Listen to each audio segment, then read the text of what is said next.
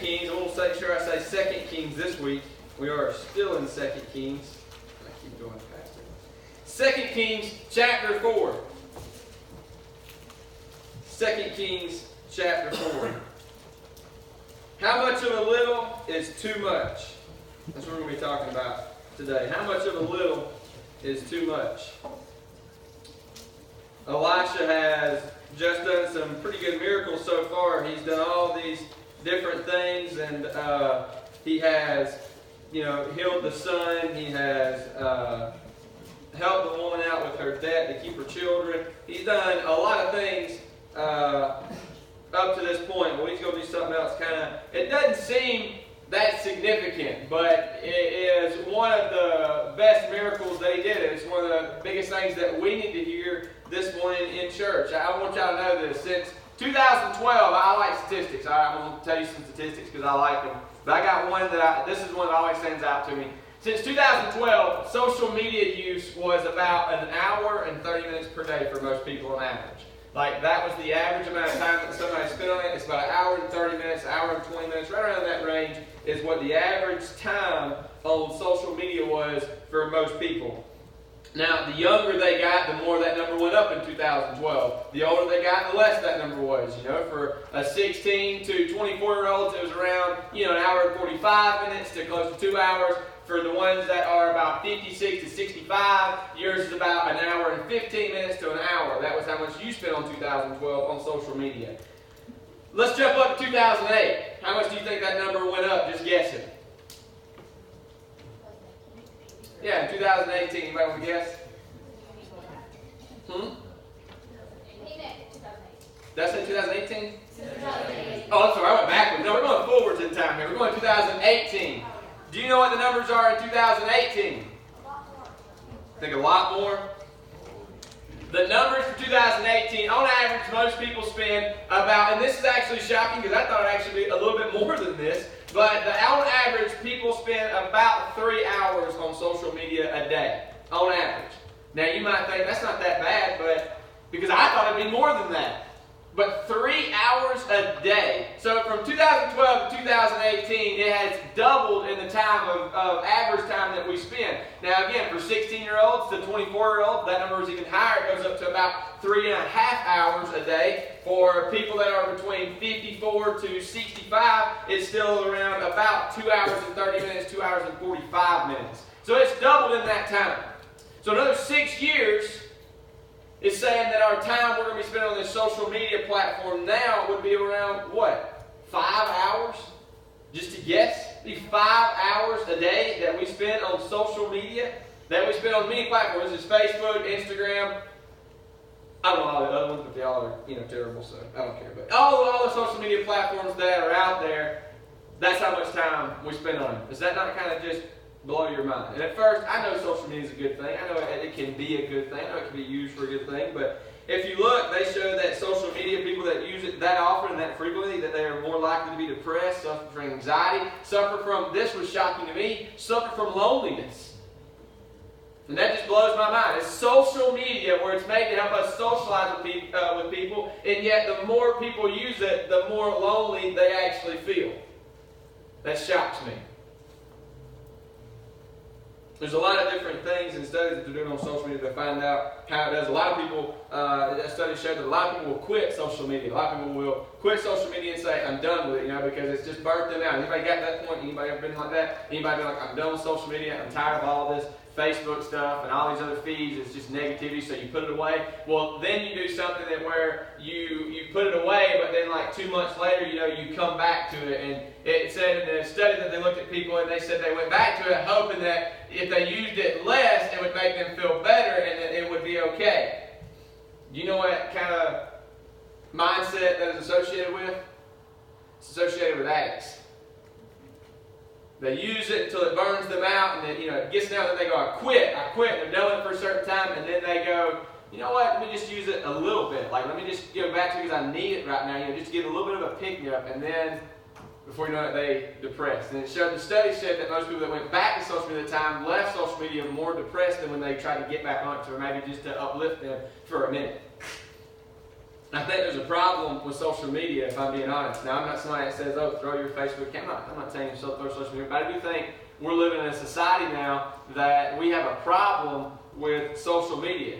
We've become desensitized to a lot of things. We've become where we hear news that should affect us, and it doesn't because we see so much negativity. We see so much news that we get outraged by things that are never going to affect us. That's what the ones that really kill me. Like you'll hear something about, all across the road, like he believed they're doing this, and I'm like, it's been going on forever. There's nothing I can do about it or we can do about it.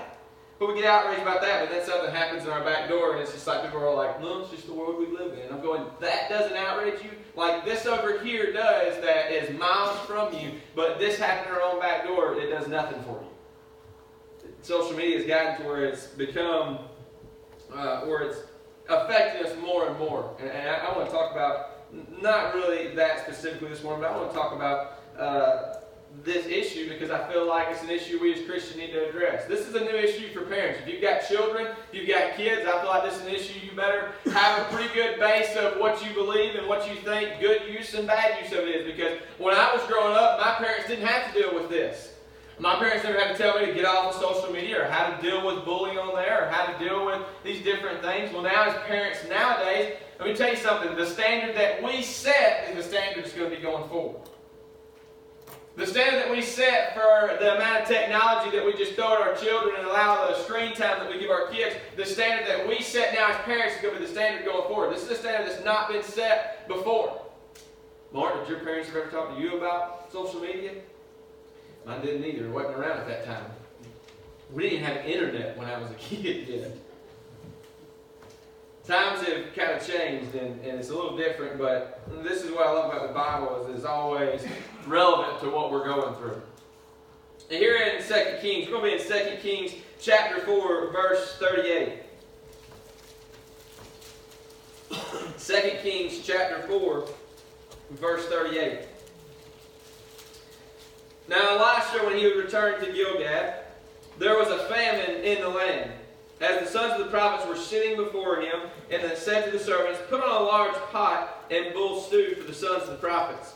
Then one went out into the fields and gathered herbs and found a wild vine and gathered from its lap full of gourds. And when he came and sliced them into the pot of the stew, for they did not know what they were.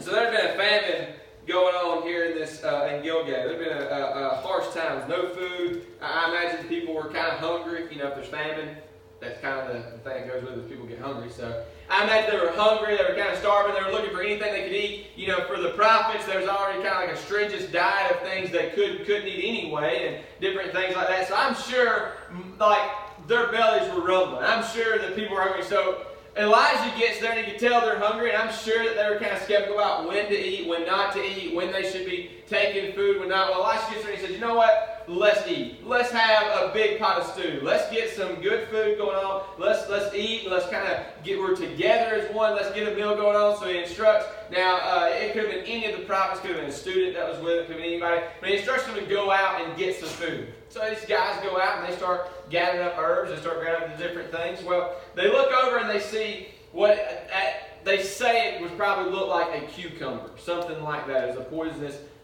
vegetable at that time. It would have looked similar to that, but it could have been like a cucumber gorge, it's called, whatever you want to see in your head, but I picture cucumber because I can picture that. So he grabs a whole load of them. He doesn't know what they are. He just says, these look edible, and he got a skirt, he just starts throwing them up there. He piles in his lap. He comes back, he throws it down, and he starts chopping it up, and he starts cutting it up into stew, and he starts just putting it in there, throwing it in there. I cook a lot. Like, I like to smoke stuff. I like to cook a lot. You know, the y'all from the men's they ever come. I cook many things. I cook a lot of different stuff. I don't know of anything that I've ever served to anybody here for sure that I went, I don't know what this is.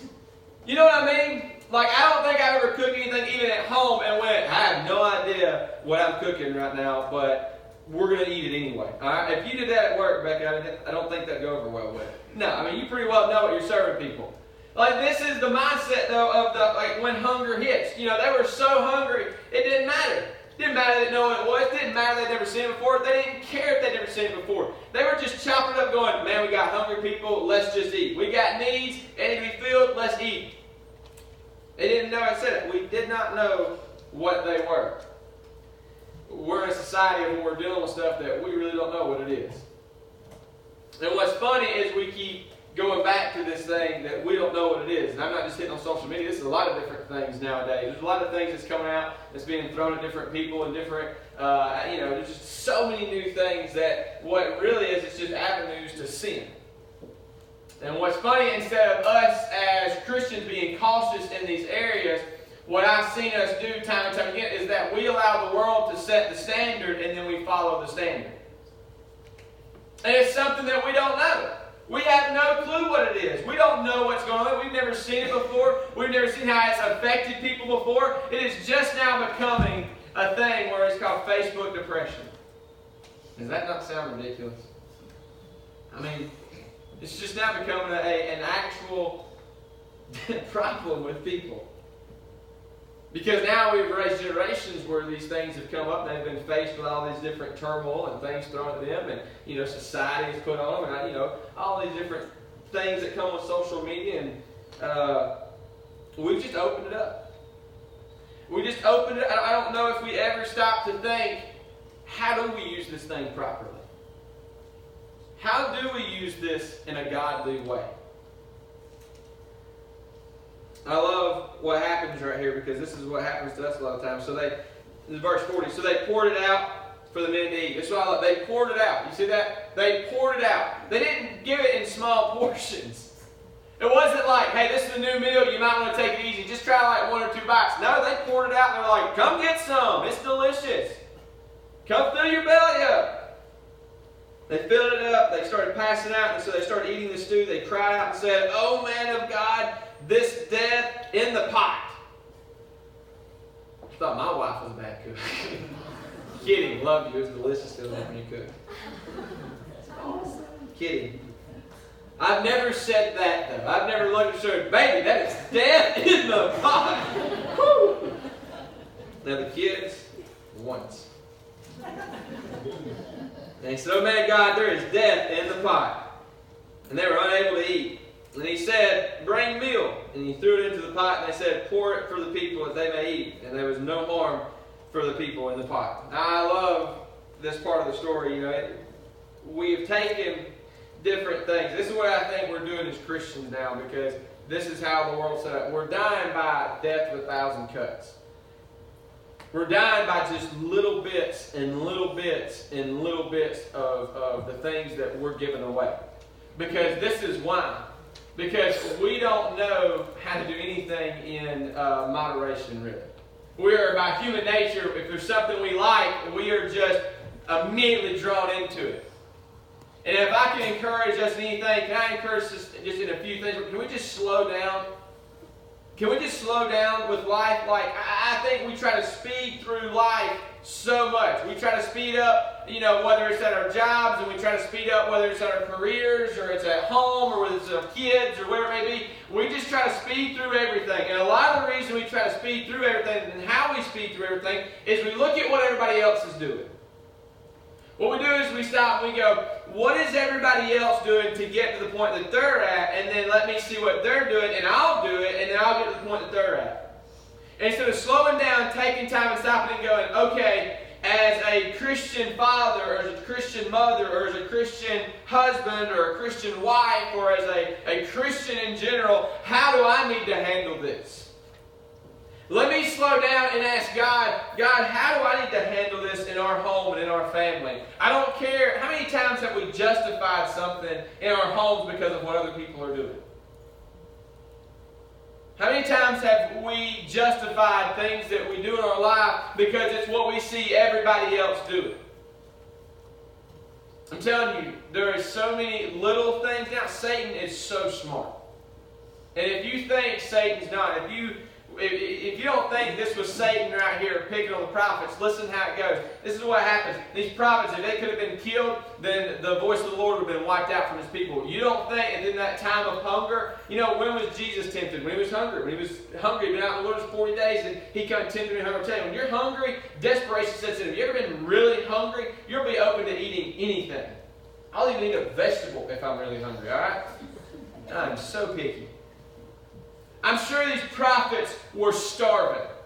I'm sure they were looking around for anything edible. I'm sure they were looking around going, I'll eat just anything. Like, I just need some kind of substance. I'll eat, it doesn't matter to me. I'll eat whatever it comes to. And I'm sure Satan just put this on and goes, I'll make this look good to them. And when they grab it and put it up, and they start putting it in the pot, I'm sure in their minds they thought, this will fill my need. My need right now is that I need food. I don't care if this is good or bad for me. I just need something that's going to fill me up right now. I just have this emptiness inside of me, and I'll take anything that fills it up. Does that sound familiar? How many of us are filling up the emptiness in our lives with little things that we don't think is a big deal? Little things that we continue to put in us that we go, okay, God, you fill me for the most part. You fill me for a good bit, but there's a little part of me that's not filled, and so I'm going to put this little thing in here. It's not a big deal.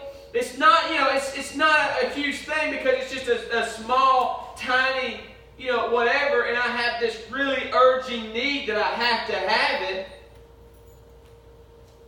People, poison will eventually kill us. I don't know if we realize that, but it's what's killing the church today. It's what's killing the church today. We've tried to look for so many things that are entertainment instead of what is just of God. We've tried to look at, is this church has become very about us oriented instead of being about God.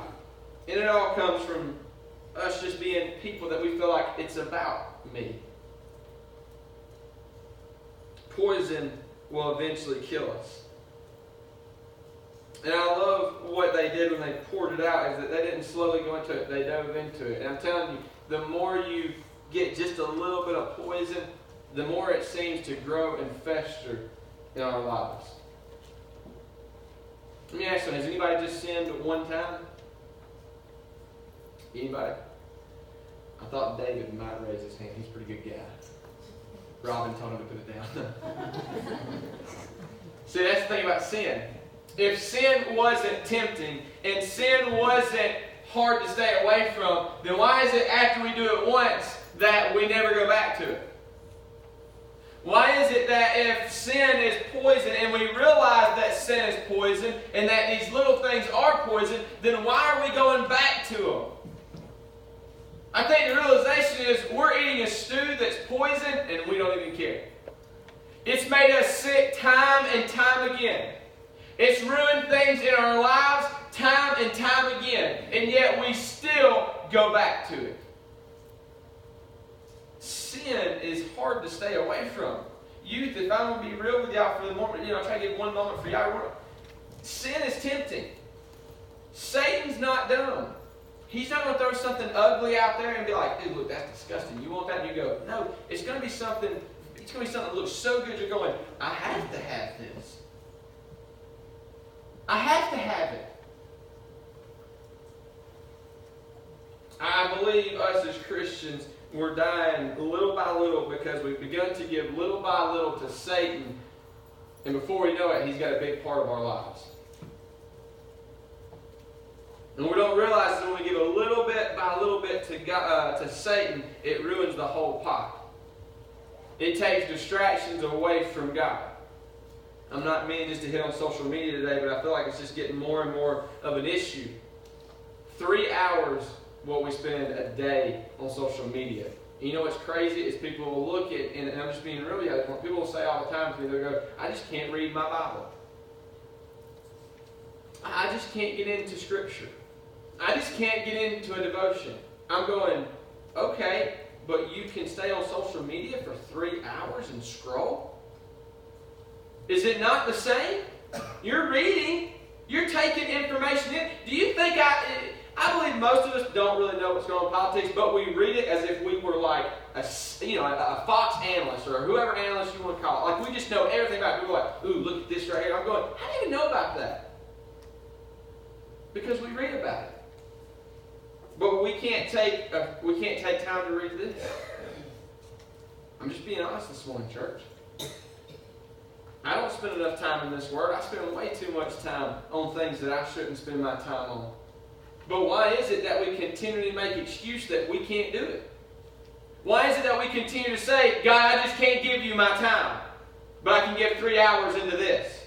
God, I can't give you any more of my prayer life. I can't give you any more of my talent. I can't give you any more of my study time. There's just no way. 3 hours?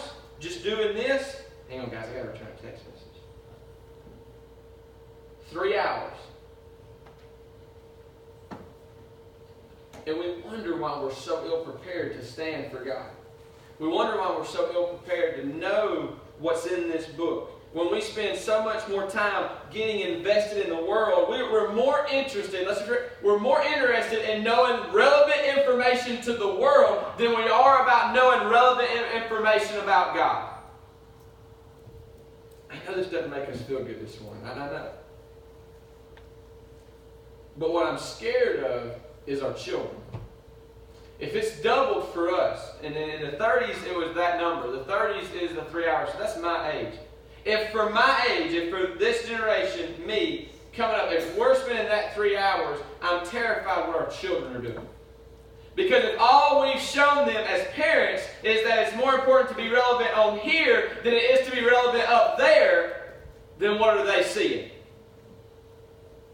What are we teaching our children if all we're saying is our social life and our social presence is the most important thing and that's where we should spend a bulk of the time instead of going, this is where we need to spend our time? What's going to happen? I'm telling you, it's going to continue to drop away. We wonder why our kids stay on the phone so much. We wonder why people can't have conversations anymore. It's our fault. When was the last time you went, I got to put this down? Like, when did you tell yourself, this has got to go away? Because it took too much of my time. All we do is get frustration from it. I mean, tell me if I'm wrong. Do you not just scroll there and see sad stuff after bummed out stuff? After you just go, man, the world is terrible. Like, anytime I've been on, that's the first thing I think about after I just go, life is just terrible. This world is just terrible. I think it makes us forget who's in control.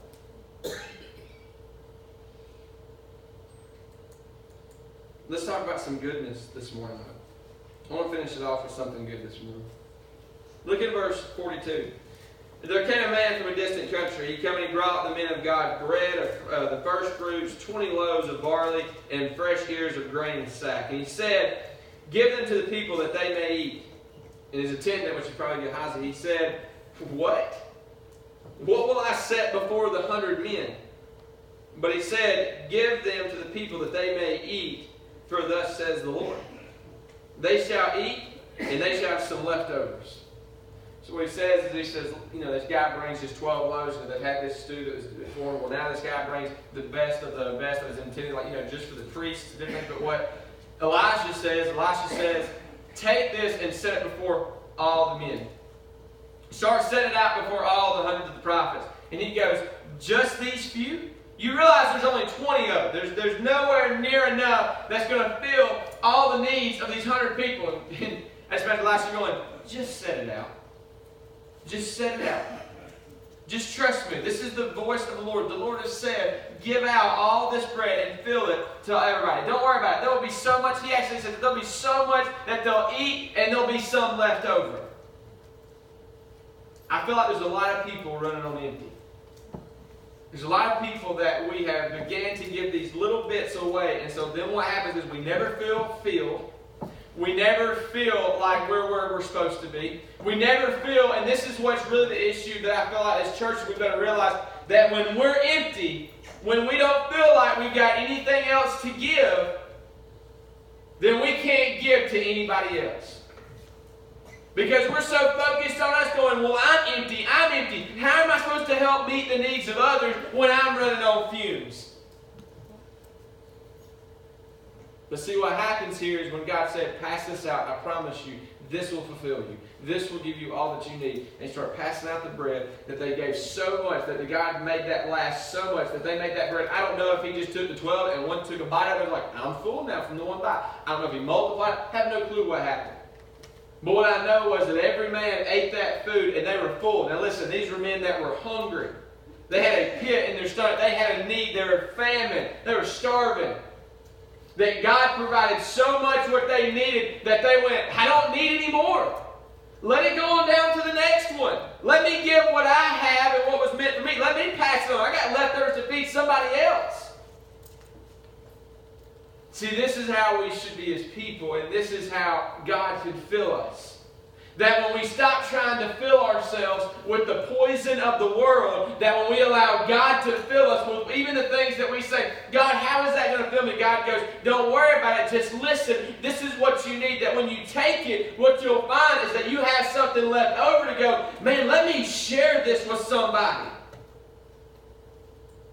Let me go and take what God is doing for me and what He's filling my needs with and go share it with other people. Man, church, that's what we need.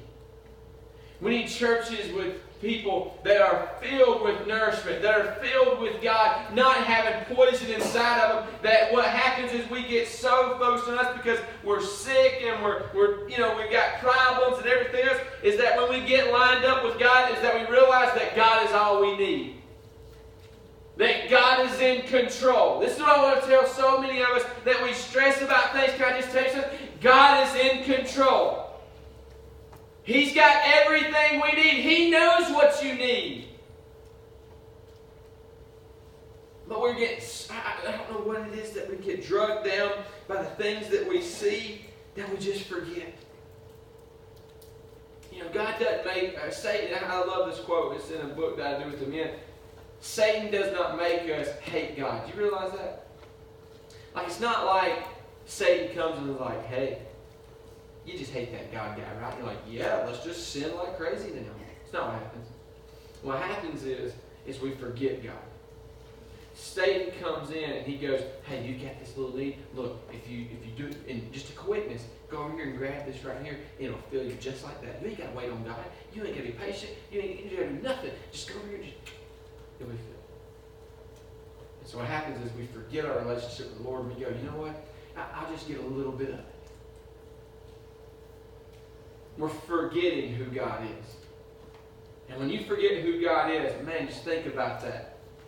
You forget who's in control. You forget who's all-powerful. You forget who fills every need. You forget that He supplies all that you could ever need. You forget that He's the one you should run to in any kind of situation. That instead, when it comes up, we go, I need to run to this. I need to run to that. I'm telling y'all, is your stew poison this morning? Is what's inside you that's nourishing you, is it got some poison in it? As we close out this morning, as I finish this, this is just real simple this morning. How much have you given away? How many ingredients have you thrown into your stew that were poison? Little bit by little bit, how much of you have you just given away to Satan? How much have you just given away to him and just went, it's not that big a deal. It's not going to hurt. It's not going to affect. I'm telling you. It's poison. And it's killing us little bit by little bit, church. I ask you this morning, maybe you've got something in you. You know what's amazing I love about this is that all Elisha had to do was just throw meal into the stew. It would have been like flour. That didn't fix the poison. He didn't do it. What he did was, he said, look, if you'll just turn it over to God, He can take those little bits and use it for Him. All you got to do is turn it over to God. Elisha didn't add in no special ingredient. What he did was he said, that stew's poison, but listen to me. If you'll give it to me, I can fix it. If you'll give it to the Lord, I can fix it. If you just let me put me inside of it, I can fix it. And it will fill every one of us. Maybe you need to throw that in you this morning. I don't know what you're going through. I don't know what your weeks look like. I don't know where your life's at personally. But let's be filled with Him this morning. Let's leave this place as people full of God and not full of poison. Father, as we close out this morning, God, we just make sure, God, let's just be honest this morning, be real, and make sure that we're clear about what's in us. God, you already know all the ingredients. You already know the little bits that we're giving away. You already know the little things that we keep running back to instead of running to you. God, I just pray this morning, God, that if there's any poisonous, that you would help get it out. Father, help us to turn the pot over to you. Help us just to hand it to you and go, God, here it is. Fix it. get out what needs to get out, fix what needs to be fixed. Take it away from me, God, because it's nothing but poison and it's making me sick. God, we just thank you for all the many blessings that you do for us. In Jesus' name I pray. Amen. As we stand, the altar's open this morning.